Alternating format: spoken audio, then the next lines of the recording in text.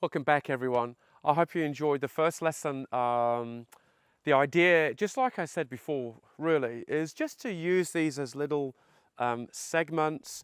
You know, the idea is to pause the video, to stop it, have a practice of what you've just learned. Think, oh yeah, that wasn't quite right. I'll practice that bit again. And then you can move on to section 2. But each time you're doing a new section, we're still going to go back and go over each section, you know, in your own time. Have it as a routine if you can, that you just spare a few minutes every day.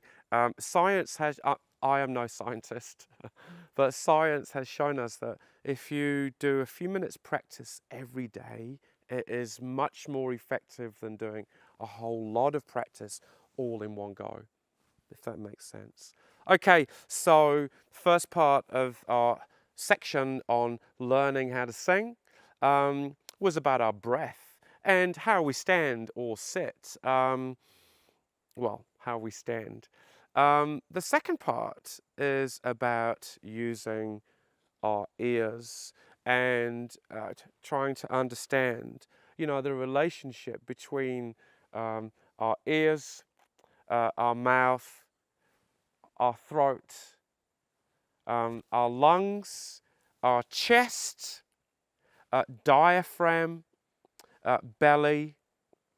And what you're going to find is that as you go through some of our exercises, you're going to feel vibrations. You're going to literally feel vibrations in your head, in your teeth, in your nose, in your whole body. You're going to feel certain things that you probably haven't felt before. And it's a lot of fun and it's quite exciting. So why is the ear so important? We all of us enjoy music, and how we enjoy music usually is by listening to it. And if we're making music, especially with our voice, the ear is just as important as the voice itself. And there's a good reason for that. Now, my brother, who's a lecturer in England, he lectures IT and stuff like that. He said to me the other day, Mike, you've got to really explain why that's important. So I'm trying to keep that in mind. Why is it important? Why are our ears so important if we're singing? Because our ears are like autotune. Now, if you don't know what autotune is, it's a machine that you can sing through and it'll correct any minor mistakes that it thinks that, you know, it thinks that you're making. So it'll make any voice sound really smooth, but it's always going to be a machine singing and not you. So don't use autotune, please, because you already have autotune, and this is your autotune right here. Because when you sing something that's off key, or if you sing it if it's in the wrong way, then your ear will inform you. It'll say, hey, that's wrong. So this is your autotune. We just have to learn how to use it more effectively. So when we are singing, you know, we're making vibrations all the time, aren't we? You know, when we're talking, we're making vibrations all the time.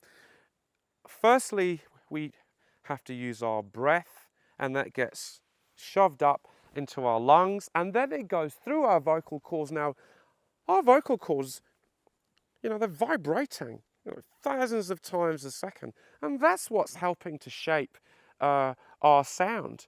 And as we're talking, as we're singing, our ears are helping us to make little sort of minor adjustments. I have, you know, 2 daughters, and they often say to me, Dad, you're too loud, because I'm quite a loud person, sort of by nature. But I can hear that I'm quite loud, so, you know, I have to remember to tone it down a little bit. But on the singing side of things, if I sing a note, which I'm going to now, I'll have a breath first, Ah. Now I could hear, so just the same as you, that that note was moving up and down, wasn't it? It was going ah. Now I could hear that, but I could feel that as well. I could feel it here and in my head, because my ear and my voice, lungs and belly, they all have a relationship going. Now, in order to strengthen that relationship, I'm going to ask you if you could, grab your recorder, your phone, or any device that you have, and I would love it if you could record yourself just doing these 3 notes if you can. If you can repeat after me, that would be awesome. So this is our first note. Let's use the ah. So ah, like that, okay? So this is our first note. Ah. Okay? I want you to do that and record it. Here's our second one. E. Okay? I want you to. Okay, just the same. This is our third note. O. Okay. So if you could record those 3 notes, as you play them back, I want you to have a listen to the notes that I have made and that you have made. And I want you to see if you can sing back the same notes that either you have made or I have made. But this is the important thing, only you can tell. Does that sound the same?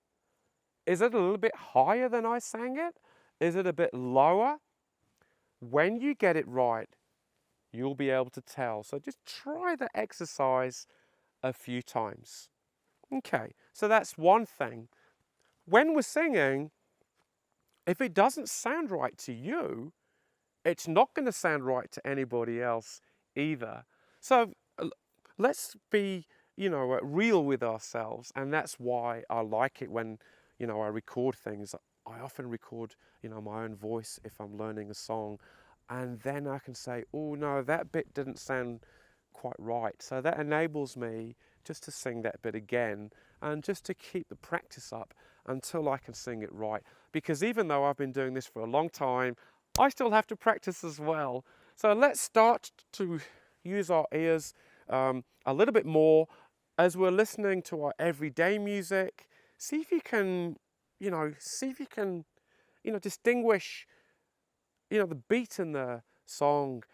If the person's singing high, if they're singing low, if they're able to hold a whole phrase with a single breath, and just see if you can notice little things like that. And you can really only do this if we use our ears, and that's how important our ears are to singing.